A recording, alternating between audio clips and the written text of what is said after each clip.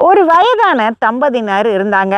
அதுல அந்த தாத்தாவுக்கு ஒரே ஒரு பல்லு தான் இருந்தது. அந்த பாட்டிக்கு ஒரே ஒரு முடி தான் இருந்தது.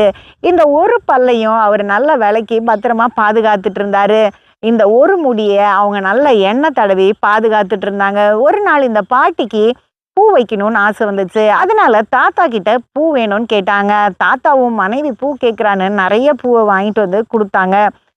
அத தலையில வச்ச உடனே இருந்த ஒரு முடியும் அறுந்து போயிருச்சு. இத பார்த்த தாத்தா நல்லா வாய் விட்டு சிரிச்சாரு. அவர் வாயில இருந்த ஒரு பல்லும் கீழ விழுந்துருச்சு. இப்படி 2 பேருக்குமே இழப்பு நேரிட்டுச்சு.